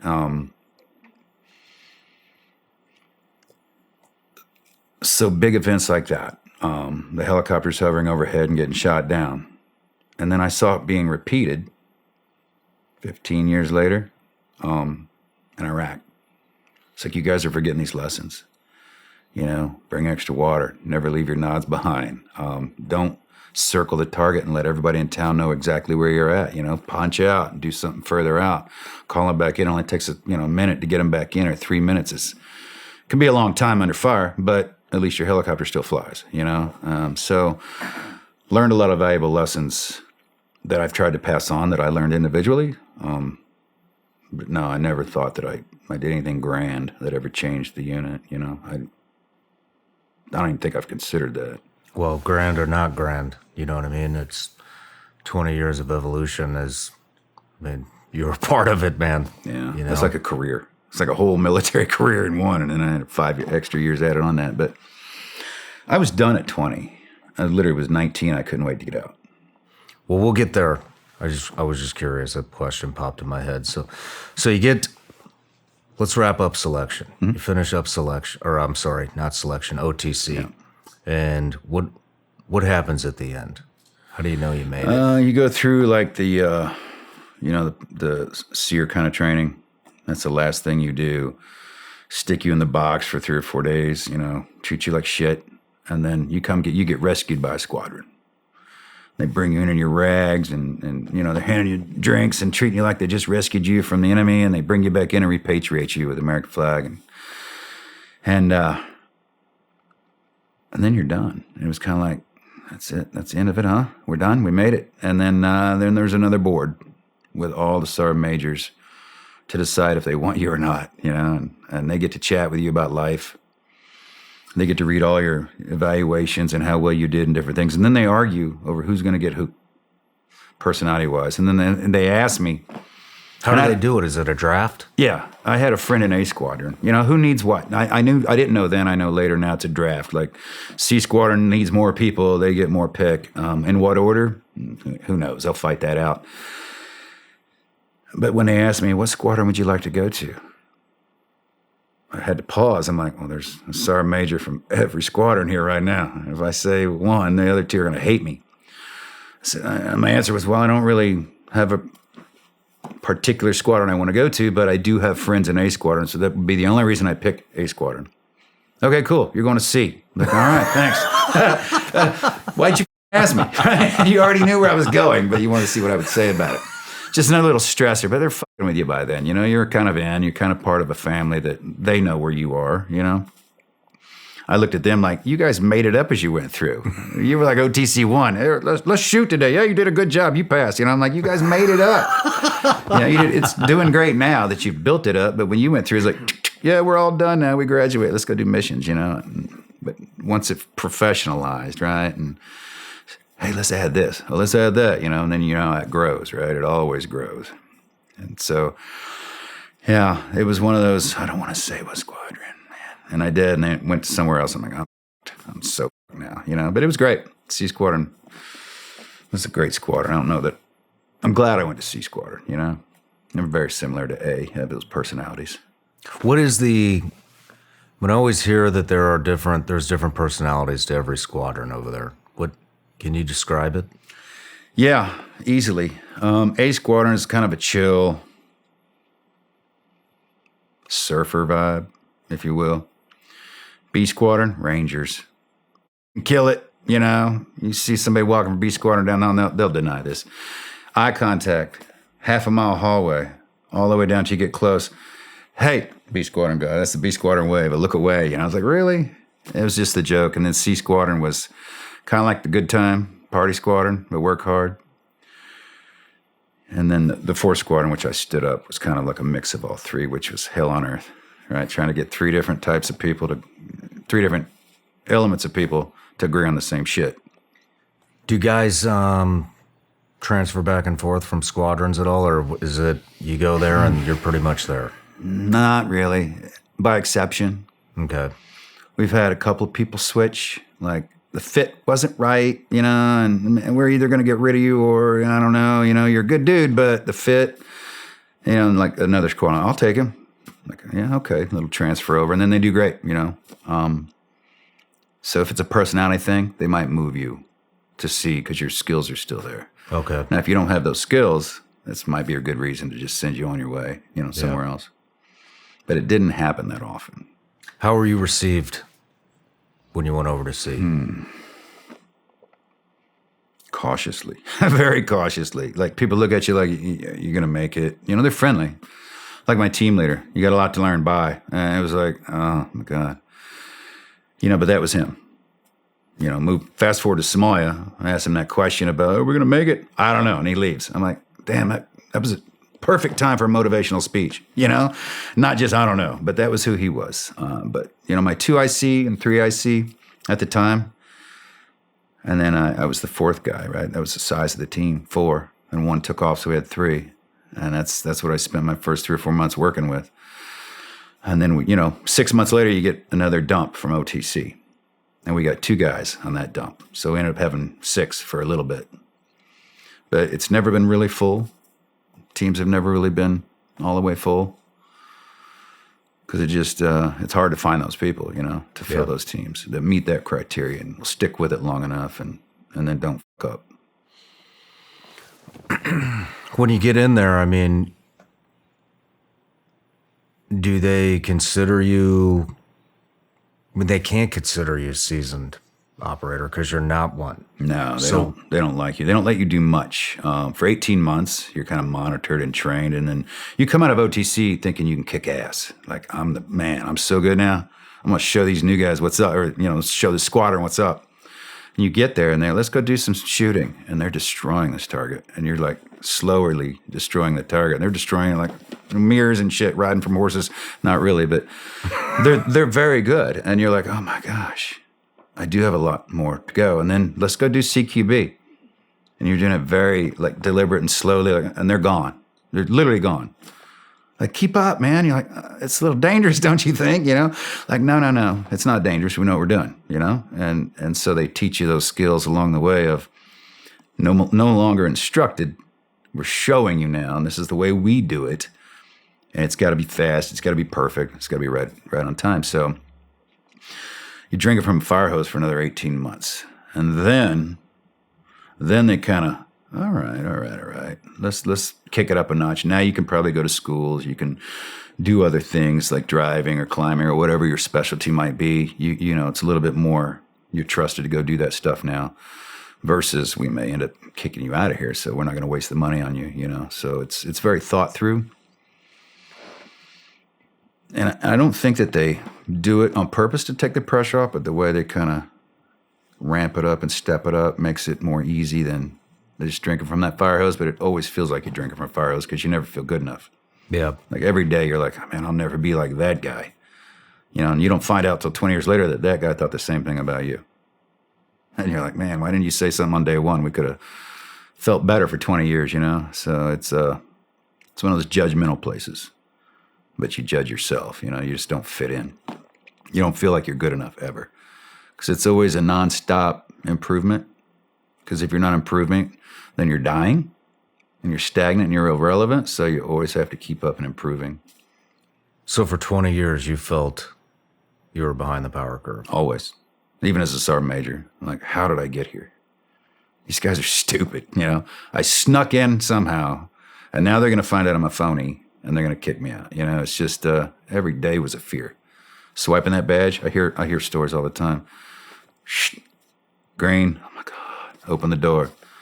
You want to leave the squadron? Swipe your card, green, oh my God. You want to eat chow? Swipe to get in, oh my God, it's green, you know. And then every now and then, somebody will come to work and their stuff's red and nothing opens up for them. It's like, go see the Sergeant Major, you know? It's one of those stressful daily things of swiping your card and not knowing if it's going to turn green or red. That's how they let you know? Yeah. Well, that's a good way to let you know in the morning. You know, when you show up back at work and they had a long conversation the night before about you or something, you swipe it and it's red, you're like, I have no access to anything at all anymore. You know, walk around and go in the front door and see the Sergeant Major. It's happened a couple times to people throughout the years. Going to the front gate and it's red, and they're like, "What the?" You know. Obviously, they probably could figure it out. They've done something screwed up recently. Who did you look up to when you got to sea? Is there anyone in particular? Matt Ryerson was a real big influence on me. He was a different team and a different troop, but he kind of took me under his wing. Like, hey, you want to go shooting competitions? I'm like, no, man, I'm already good. He goes, yeah, but shooting competitions adds the stress of beating somebody else in the time. Plus, you can win cool shit. And I'm like, oh, okay. So I'd go to shooting competitions with him and shoot under stress and everything, and became pretty good friends that way, hanging out. Even though he was on another team, you know, I think he was a team leader on another team at the time. And he just kind of took me under his wing. My team leader was gone for a while. To be honest, I think he was more motivated, you know? And he kind of grabbed me as a young, energetic kid and just started showing me those things that he did to improve his shooting and to make his life at the unit better. So that kind of bonded us early on. So I looked up to him a lot. Is there any particular reason before that drew you to him before you guys started shooting together? He had a calm demeanor, a real pleasant demeanor, like a father figure. You know, he was just one of those kind personalities that when you meet him, you know, and you're kind of attracted to that energy level. And that was kind of how it felt.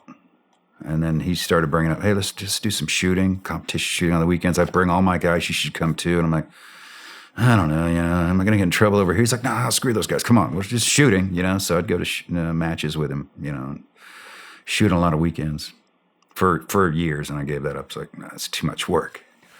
What kind of experience did Sea Squadron have before you came in? Not a lot. Not a lot. You know, A and B had done things up through the years, and Sea Squadron came in. I think they had some call-outs, but didn't do much. I can't tell you if they were in Panama as Sea Squadron, because there's such a mix of guys in the photos. Some are C, some are A, and I think that when they built C, they did the same thing when we built D. You pull some from everywhere. But I don't think there was a history of doing much. Well, yet. what were some of the operations that they may have been involved in? Just Delta in general. Up to that point. Any regional surveillance stuff, protection details around the world in high threat areas for ambassadors or generals, things like that. And then the smaller trips, you know, down to different parts of the world that you'd take 2 or 3 guys and go, you know, sort something out and figure it out and send back some information and then kind of make a plan off that or execute it yourself. But it was one of those times where everybody's waiting for war, you know, kind of waiting to get it. Now, did they hunt scuds? Yeah, I think they started scud hunt missile hunting in Iraq as well. And that was before my time, but I think that they were part of that as well. Interesting. So, you get into Sea Squadron, you're getting your 18 months through, you're in. What's the first mission? In Somalia. First team trip was a skiing trip. That was fun. And then we started rehearsing. Well, yeah, and then we did some things early that year and then rolled her into Somalia. What kind of things? that shit I didn't want to talk about, those kind of things. Gotcha. Yeah, that year. Yeah, and it was just, it was interesting stuff. Small team, interesting things. Like I think I talk about in the book where I've, down in Bogota and went up to Tres Esquinas doing regional surveillance stuff. And the only people that go to Tres Esquinas are drug dealers or DEA agents, and I didn't know that. We took a flight from Bogota up there, 3 of us, left 2 back in Bogota to do their thing. And when you land, you're like, oh my God, this is a horrible place to be. It's right on the equator too. So I got fried, right? Because the hotel shuts down the air conditioner about 2 every day because it's too much of a drain, So I had to go out by the pool if you're not doing anything. Of course, I got fried in like 10 minutes. It was a horrible feeling. But learned that lesson. Don't lay out on the equator. And then we decided to go out that night.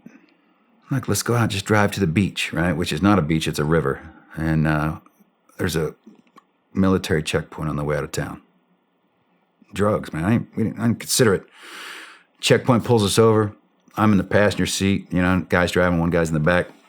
They start yelling at us, whatever, in Spanish. And driver's talking to him, and he's reaching in for the get-out-of-jail-free card, and the dude doesn't like it. The guy on my side doesn't like it. He starts putting his G3. And he shoves it in the side of my face and just holds it there. I'm like, hey, Jim, just stop moving, man, And then he sticks it in my mouth. And Jim pulls out this card, and that's when I grabbed the barrel and moved it. Like, dude, that's enough, And I was terrified. And he pulls it out, and the guy starts screaming, and we drove off. I said, let's turn around and go back right now. Let's go back to the hotel. I don't want to go to the river anymore, man. I was stressed out. The beach doesn't sound very fun anymore. I was stressed out so bad. I just had a gun in my face and my mouth, and we made it back to the hotel, and we went to the bar, and we're talking to some people. I was like, yeah, we tried to go down to the beach, and they're like, beach? It's no beach. It's a river. And only criminals go down there and shoot people every night. We're like, I'm glad we didn't go to the beach, That we didn't even make it out of town. It was just one of those terrifying experiences. But that was early that year in 93. And then, then we started rehearsing for Somalia. And I know that different squadron and a different ranger element was rehearsing up to a certain point, and then they handed off because their time's up. And it didn't happen in that time, so we picked it up and started rehearsing. What was going on in Somalia at that time that they wanted you guys over there? They were starving millions of people with the food we'd given them, and they were using it as a weapon and taking it out. And they had started attacking convoys. I think some Marines got attacked, and it was like, okay, that's enough. I know Pakis had gotten attacked. And so I think it was when the Marines got attacked that we pulled the trigger to go. It's like it's time to go, today. My God, today is when we went. I remember when we packed. We never knew when we were going to go. We just kept rehearsing for it. And then maybe a week out from deploying, they're like, hey, we're going as Task Force Ranger. What were you rehearsing for? Was it a particular hit that you guys were going to do? No, just general. The AH-6s would come in and strafe a target, and then would come in and land and assault the target. And this is how we'll do it. We'll have a template. So when something comes up, we all know we'll go this corner, this corner, this corner. You'll know what helicopter you're going to be on. You'll know where that helicopter's going to land. That's all we need to know. You'll know what direction to run, and then you know what to do after that. So we developed a template so the planning process wouldn't have to happen. That once they got a target hit, we could launch right away. So in Somalia, when they ended up getting an intel hit, we would kit up, load up, helicopters would fire up, and we'd sit there and wait. And then team leaders would come out and scream some shit and point, and you don't hear them. You're like, got it. You land, you're like, what now? What do we do now? And you figure it out. But that we templated, we practiced the template, we rehearsed that flying, and then I actually had a AH crash while we were going in. He was strafing. He went too low and hooked his skid on a pine tree and crashed. And I remember we were the closest Black Hawk, and we were getting ready to rope and assault the target. And I remember the crew chief's like, I look up, he smacks me on the back, and I look up, because I'm number one on the door. And I look at him, he's like, all I heard was, we're going to crash. Like, what?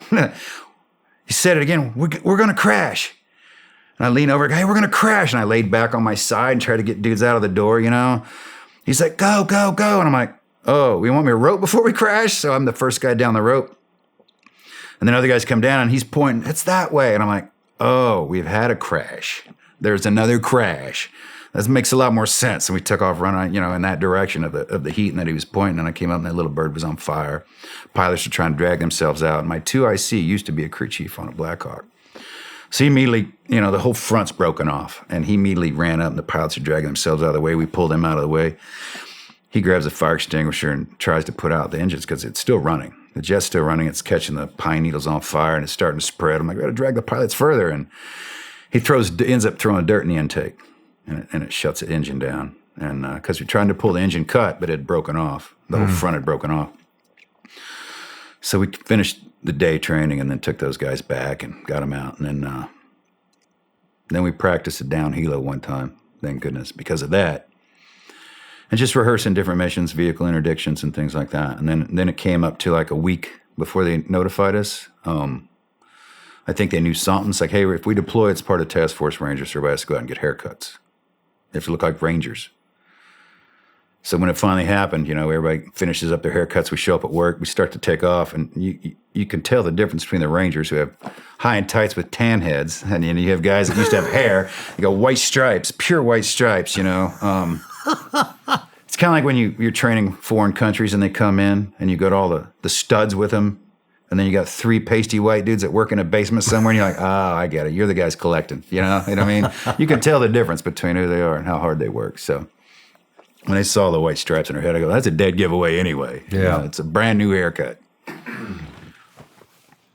So what was the briefing like when you guys were going over? No news is good news. Tell your families that no news is good news. We don't know when we're coming back. We don't know if we're going to do anything, but we want to go catch Aidid. We want to stop, and put somebody else in charge or remove who's in charge and see what happens and try to bring them back to the negotiation table. Can you tell everybody about Aidid? Yeah, Mohamed Farrah Aidid. He was, his son was a Marine. I did. U.S. Marine, and he was over there. And then he went back over to take over.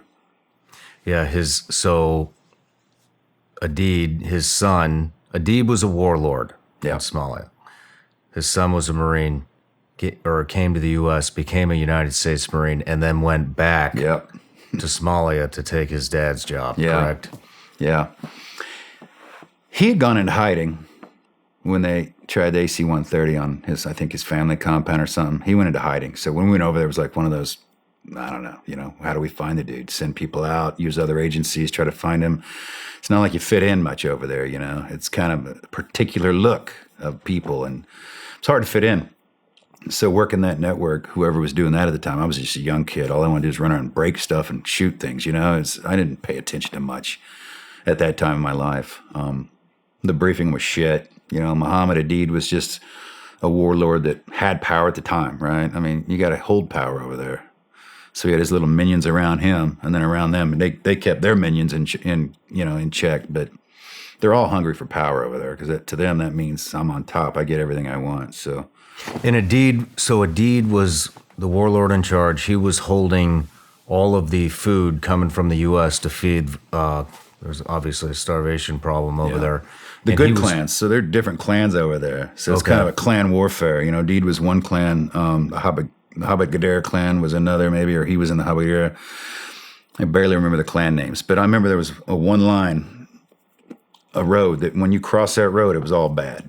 When you cross the road coming this way, you had to be careful because all the good people lived over here, And it wasn't always easy to determine when you cross that road. So people were always screaming, whatever, February 24th road or whatever. I don't remember the name of the road, but it was that distinct, like a moat in the middle. And this side was taking care of their own people and feeding them, and this side was starving to death. And he was trying to starve out the other clans so he could own it all. And we didn't like that, For whatever reason, we didn't like that. When he attacked the Marine convoy, it kind of set it off. Well, before we get to that, I mean, before it all really kicked off, what were you guys doing over there? Were you getting out in town? Were you getting boots on the ground? Yeah, we did signature flights like twice a day just to desensitize when we do a hit, because every time we took off at night, headlights would be flashing on the hills like to let people know. I mean, they were watching us. So when we took off, it couldn't be just for hits. So we had to desensitize them. So at least twice a day at different times, we'd pick up and just fly the city, drop in low, come back up, pop around like we're doing hits. So when it was a real hit, they'd be like, well, maybe they're just doing the same thing. We did a lot of that. We did 4 or 5 hits up to the main 3 October one, which were, combat, to people on TV, to me, everybody else. You know, the good guys come in, we make some noise. The bad guys lose. We come back, high five, tell stories. It's all great. I mean, that was good for 4 missions, which were boring missions of going after this. The first one I think was a UN compound that were dirty. Like was this a confidence target that we hit because it was former UN guys, and it was almost a funny target, like weird. And then it was just dirty UN people that were taking equipment. So somebody turned them in. Then the next one was like, I don't know, some cop or something. Then it moved up. They were moving up the ladder trying to find who knew who. And so I think the 5th hit when we got his money guy, Mohamed Farrah. That was our VI. It turned into a VI right in town. The sniper shot the driver, shot the engine out, also shot the driver in the legs. Didn't really know at the time. They bailed, ran into a house. We roped down. They roped down and chased him in, and then they called us in because we were still on track, and we roped in. I know our team roped in right in the middle of an intersection. Immediately came under fire from down the street. So me and another guy took off running, like close ambush, right? Assault through. It was about 100 yards, you know. We ended up about halfway down that alleyway before we realized this is a bad idea and jumped into a doorway. And I turned around, the entire team's back behind us, behind a pile of rocks. I'm like, man, we f***ed up. Now we're up here. So that was a firefight. People kept feeding. You know, once we took care of that guy with that machine gun, somebody else ran across the road unarmed. It was like, Then they started shooting at us with the machine gun. We took care of that again. Somebody else ran across the road. It's like, they're unarmed, you know? Finally figured out they're feeding the machine gun, and they know our rules of engagement, you know? So we didn't let that happen again. What were the rules of engagement? You can't shoot anybody without a weapon, you know, and a threat. So, you know, you can't shoot anything that's not a threat. So if nobody has a weapon in their hand, they're not a threat. Okay. But to me, they were feeding the weapon, right? It's like a crew serve weapon. So I just had to stop that. It kept happening, and sooner or later it was going to be us. So I ended up not letting people cross the street anymore. I mean, it was bold and ballsy people. I mean, there was a lady all decked out in the black, you know, dress and covered up in the face and gloves, and she'd be walking down the street in the middle of a firefight like she's going to the market. I'm like, what's this lady doing, man? I guess they live in this shit, you know? And then she points us out. And they start shooting at us again. I'm like, okay, we're going to have to draw.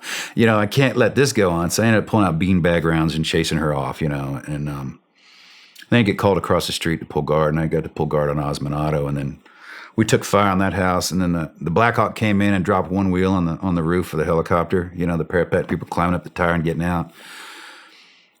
And that was my first engagement. I was on the second floor.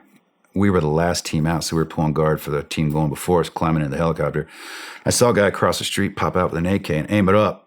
And I'm like, whoa, okay. And I took a breath, and it jammed on him. So he was like messing with it. And I remember just thinking, okay, you know, red dot, and boom. He either shot him right in the head or whatever. He disappeared in the room. His weapon flew out the window.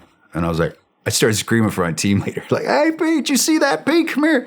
I just shot this dude. And he's like, good job. Keep doing your job. And took off. You know, it was just who Pete was. And I ended up moving to the roof to climb onto the helicopter. And it was one of those under fire things. I'm the last guy off the roof climbing up, the wheels spinning. It shouldn't be spinning. It should be locked. You know, I'm trying to get up. People are pulling me up by my kit and pull me in. And made it out of that. I'm like, oh my God, that was crazy. Like, Was that your first kill? The guy on the roof? yeah. So that was exciting for you. It was. Like, I got to do my job, right? It wasn't a target. I got to do my job. I stopped him from shooting somebody. It was like a perfect thing, you know? Any hesitation at all? No. I took a breath. Like, I don't want to miss was my hesitation. Not, oh, it's a human, you know, and he's just doing what I'm doing, right? He's fighting for what he thinks is right. It was just training, right? Training. Red dot, pull the trigger. I didn't even think about it. I was excited when I hit it. Like, I actually did it. And then I got excited. Like, hey, come look at what I did, you know? And it was across the street. He didn't see anything. He's like, good job. Keep doing your job. Like, okay, I guess that was boring, you know? I don't know. And I was still high-fiving that shit, you know? I was still high-fiving that stuff. There was more dead people on that one, you know, the bad guys.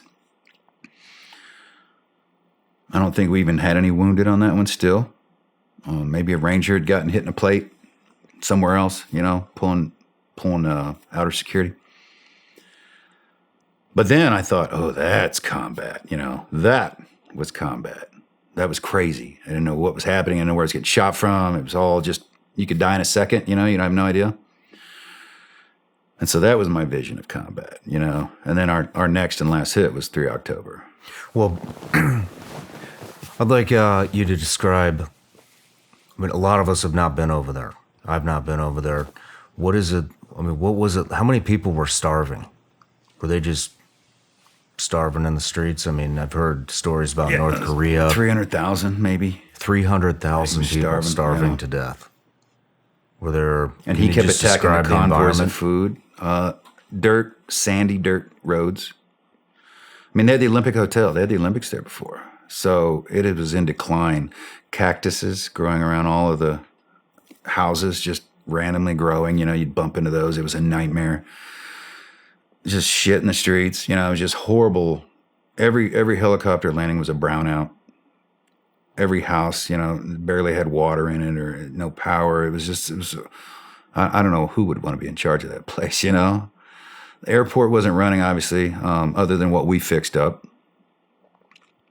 And I don't remember seeing much actually working over there. There's certainly no government.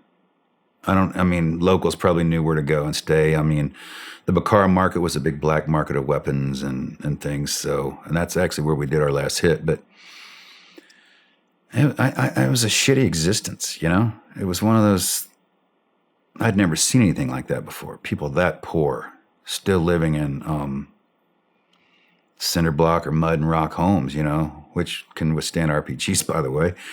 But they, very simple, very poor living, but some of them were pretty happy. Some of them lined up on the fence, tried to sell their stuff through the fence, to the Americans and whatnot. Guys go out there and buy some trinkets and whatnot. They weren't all horrible people, but I didn't learn that back then. To me, they were all horrible. Even the porta potty guy who sucked out our porta potties, I'm like watching him, and watch that dude, he's collecting on us. I just didn't trust anybody, because they were the enemy. When hey, we're going to Somalia, they're the enemy. Okay, all Somalians are the enemy then, right? I didn't put that, away till way later. But it was a filthy, nasty, unkept place to be. Well, before we head into 3 October, let's take another quick break. Yeah. Next on The Shawn Ryan Show. This is going to be your last interview on Mogadishu and what happened in Somalia.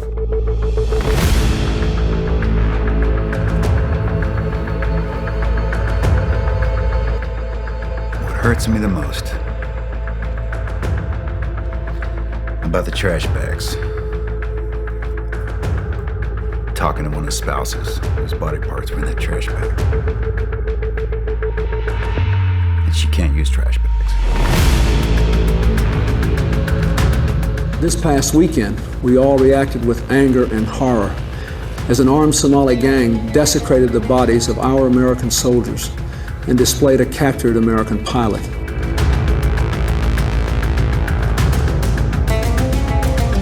I remember getting nervous, but still like, we're gonna be home for dinner, right? Just joking around. And then another RPG, and I remember looking up and seeing it hit the helicopter, the tail of the helicopter. You saw it hit. Yeah, and it just started auto-rotating. I'm like, oh man, no. These tragic events raise hard questions about our effort in Somalia.